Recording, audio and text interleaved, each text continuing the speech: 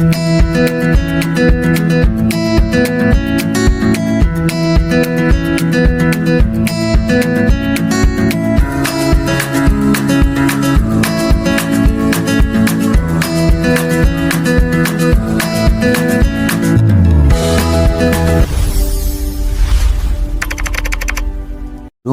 সবাইকে স্বাগত। Do like and share and please subscribe. প্রিয় বন্ধুরা, রোমার্সের পক্ষ থেকে আজকে তোমাদের জন্য একটি নতুন ট্রাভেল ব্লগ নিয়ে আবার হাজির হয়ে গেছি। আশা করি তোমরা সবাই খুব ভালো আছো। আজ আমাদের গন্তব্য কলকাতার বিধাননগরে অবস্থিত সেন্ট্রাল পার্ক বা বনবিধান বায়োডাইভার্সিটি পার্ক। আমাদের জার্নিটা আজকে হৃদয়পুর থেকে শুরু হলো। 12:11 ডাউন হাসনাবাদ লোকালে চেপে আমরা চললাম বিধাননগরের উদ্দেশ্যে। এই ট্রেনে যেতে যেতে এই দৃশ্যগুলো কিন্তু আজও মনকে মুগ্ধ করে দেয়। সেই ছোটোবেলার মতোই আনন্দটা বারবার ফিরে ফিরে আসে। প্রায় 40 মিনিট লাগে বিধাননগর স্টেশনে পৌঁছতে। দেখতে দেখতে আমরা কিন্তু বিধাননগর স্টেশনে ঢুকে গেছি। এখান থেকে তোমরা 4 নম্বর প্ল্যাটফর্মে এই যে গলিটা দেখছো, এইখান থেকে এগোলেই তোমরা কিন্তু হাটকো মোড়ের দিকটায় আসতে পারবে এবং এখান থেকে বিকাশ ভবন বা করুণাময়ীগামী যে কোনো বাসে করে তোমরা কিন্তু এই সেন্ট্রাল পার্ক পৌঁছে যেতে পারো। তো আমরা কিন্তু বাসে উঠে গেছি এবং ধীরে ধীরে আমাদের বাস এগিয়ে চলল সেন্ট্রাল পার্কের উদ্দেশ্যে।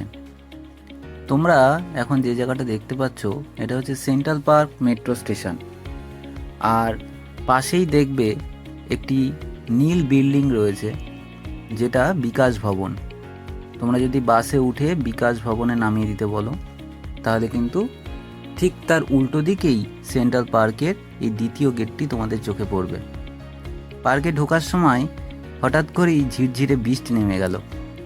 তবে বৃষ্টির দিনে এই পার্কের রূপ কিন্তু অনবদ্য। চারিদিকে সবুজ গাছপালা এবং একটা সুন্দর পরিবেশ তোমরা কিন্তু এনজয় করতে পারো। এই পার্কে প্রবেশের সময় সকাল 10টা থেকে বিকেল 5টা পর্যন্ত এবং অনেক মর্নিং ওয়ার্কাররাও কিন্তু এখানে মর্নিং ওয়াক করতে আসেন। সেটার সময়সীমা ভোর 5টা থেকে সকাল 9টা পর্যন্ত। এই পার্কের প্রবেশ মূল্য জন প্রতি 50 টাকা এবং মর্নিং ওয়ার্কারদের জন্য 10 টাকা। এবং মোবাইল দিয়ে তোমরা যদি ভিডিও শ্যুট করো তবে কোনো চার্জ লাগে না, তবে ক্যামেরার জন্য কিন্তু চার্জ প্রযোজ্য। এই বাঁদিকে তোমরা যে বাগানটি দেখলে সেটা কিন্তু একটা গোলাপ বাগান। শীতকালে দারুণ সুন্দরভাবে এই বাগানটা কিন্তু সাজানো থাকে। এই যে তোমরা দেখছো বনবিতান, তো এইখানটায় তোমরা যদি শীতকালে আসো তোমরা কিন্তু খুব সুন্দর সুন্দর ফটো পেয়ে যাবে। চারিদিকে প্রচুর ফুল ফুটে থাকে এবং দুর্দান্ত লাগে এই পরিবেশ। তো চলো দেখতে দেখতে আমরা এগিয়ে যাই পার্কের ভিতরের দিকে। তোমরাও আমাদের সাথে ভিডিওটা এনজয় করতে থাকো। এই রাস্তা এক কথায় সবুজে সবুজে ছয়লাভ। চারিদিকে প্রচুর বড় বড় গাছ এবং নাম না জানা অসংখ্য পাখি।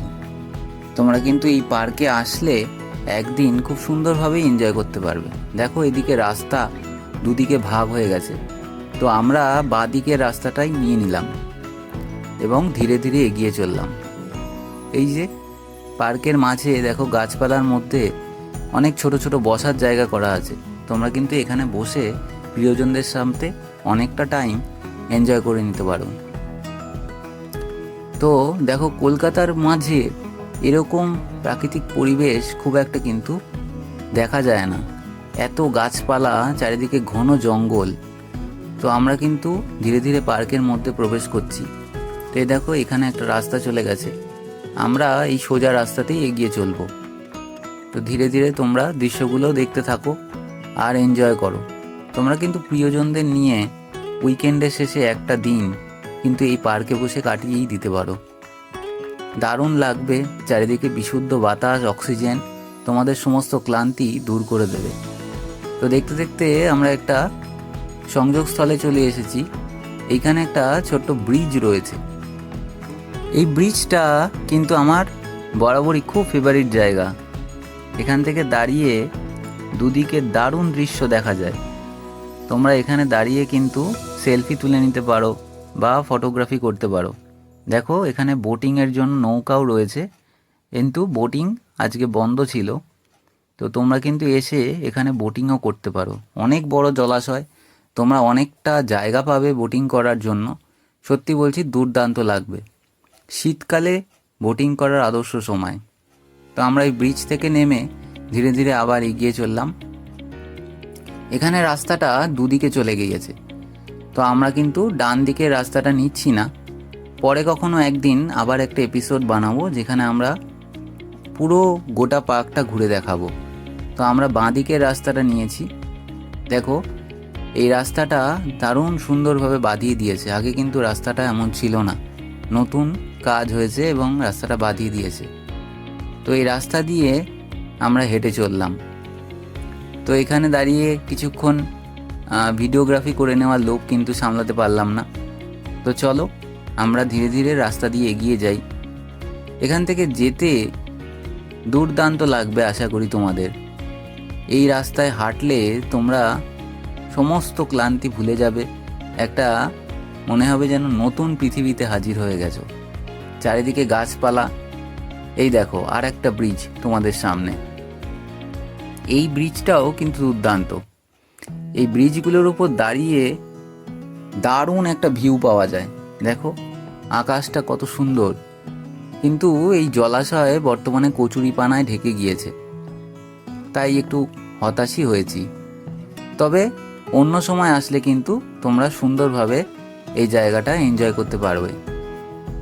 পার্কের কাজ সবসময় হয়ে থাকে, আশা করি তারা এই কচুরিপানাগুলো পরিষ্কার করে দেবে।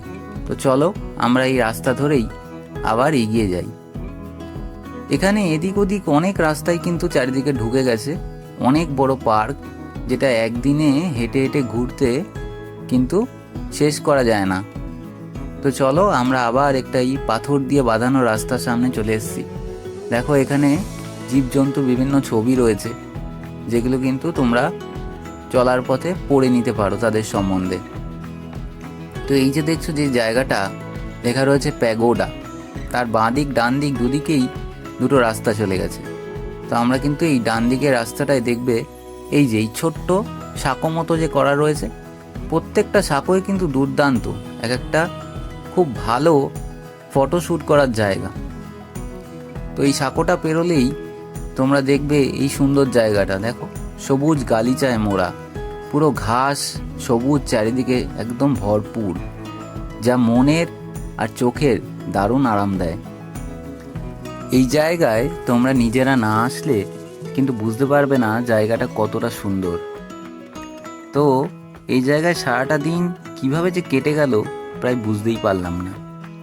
ধীরে ধীরে বিকেল হয়ে গেল, এখন কিন্তু আমাদের বাড়ি ফিরে যাওয়ার পালা। তো আমরা যে রাস্তা দিয়ে এসেছিলাম এখন কিন্তু তার ঠিক বিপরীত দিকের রাস্তাটা দিয়ে আমরা আবার ফিরে চলেছি। পার্কের মেইন গেট যেদিকে, আমরা কিন্তু সেই দিক দিয়েই ফিরে যাব। তোমাদের জানিয়ে রাখি এই পার্কে কিন্তু প্রচুর মানুষ পিকনিক করতেও আসে।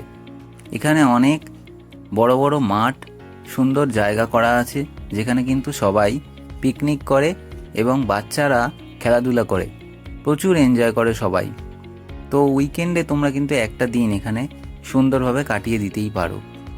তো চলো ধীরে ধীরে এবার আমরা বাড়ির পথে ফিরি, এবং তোমরাও কোনো না কোনো একদিন একটুখানি সময় জোগাড় করে এই পার্কটা কিন্তু ভ্রমণ করতে পারো। দেখো কত সুন্দর গাছপালা চারিদিকে। শীতকালে এখানে প্রচুর ফুল ফোটে, তো কেউ যদি ফুল দেখতে ভালোবাসো তারাও কিন্তু এখানে আসতে পারো। তো ধীরে ধীরে আমরা মেন গেটের কাছে চলে এসেছি।